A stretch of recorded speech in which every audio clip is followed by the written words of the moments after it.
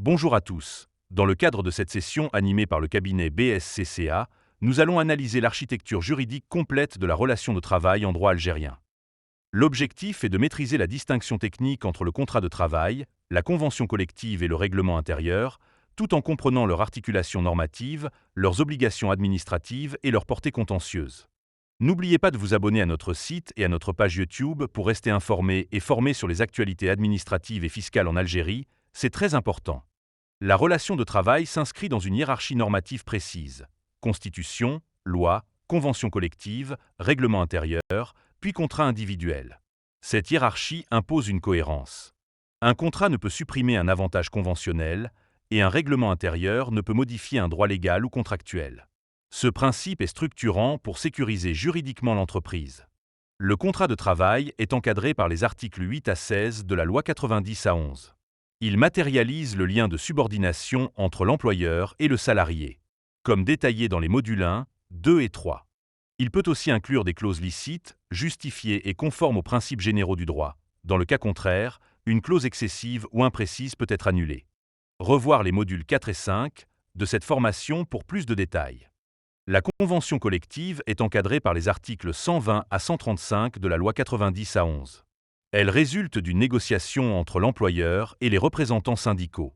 Elle fixe le cadre collectif applicable aux travailleurs d'une entreprise ou d'une branche. Elle organise la classification professionnelle, les salaires minima, les régimes indemnitaires, l'organisation du travail et certains avantages sociaux complémentaires. Elle peut également encadrer les procédures disciplinaires.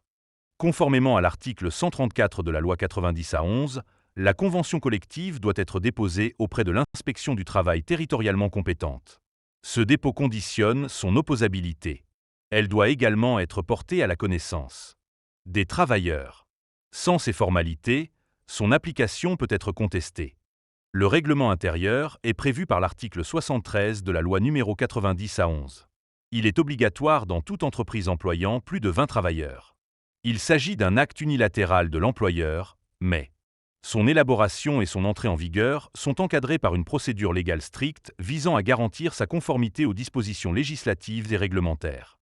Conformément à l'article 73, le règlement intérieur doit comporter les règles relatives à l'hygiène et à la sécurité, la discipline, l'échelle des sanctions ainsi que la procédure disciplinaire. Aucune sanction ne peut être appliquée si elle n'est pas prévue par ce document. En cas de contentieux disciplinaire, le juge vérifie systématiquement la régularité et la conformité du règlement. Avant son application, le règlement intérieur doit être soumis à la consultation des représentants des travailleurs ou du syndicat, lorsqu'il existe. Il doit ensuite être transmis à l'inspection du travail territorialement compétente pour un contrôle. Il ne s'agit pas d'un visa constitutif. L'inspection peut formuler des observations ou demander des modifications, mais le règlement entre en vigueur dès sa transmission, à condition de respecter les obligations légales. Les limites du règlement intérieur. Il ne peut ni fixer, ni réduire, ni restructurer le salaire. La rémunération relève du contrat de travail, article 15 et suivant loi 90 à 11, ou de la convention collective. Une prime prévue par contrat ou convention collective ne peut être supprimée par simple disposition du règlement intérieur. Ce serait une modification unilatérale illicite.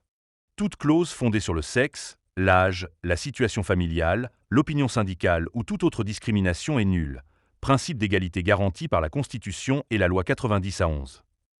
Le règlement ne peut instaurer de sanctions pécuniaires, ni prévoir des mesures contraires à la procédure disciplinaire légale, article 73 loi 90 à 11.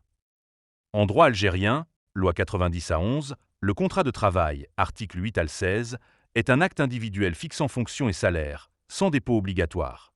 La convention collective, article 120+, est un accord collectif fixant classification et minima, soumis à dépôt obligatoire à l'inspection du travail pour opposabilité. Le règlement intérieur, article 73, est un acte unilatéral organisant discipline, hygiène et procédures disciplinaires. Il doit être consulté puis transmis à l'inspection pour contrôle de conformité. En conclusion, la relation de travail est un système normatif hiérarchisé. La loi encadre, la convention améliore, le règlement discipline et le contrat personnalise. Le cabinet BSCCA vous invite à adopter une approche structurée et proactive afin de transformer la conformité sociale en véritable levier de sécurisation juridique et de prévention des litiges. Et n'oubliez pas de vous abonner pour rester formé et informé. Bonne journée à tous.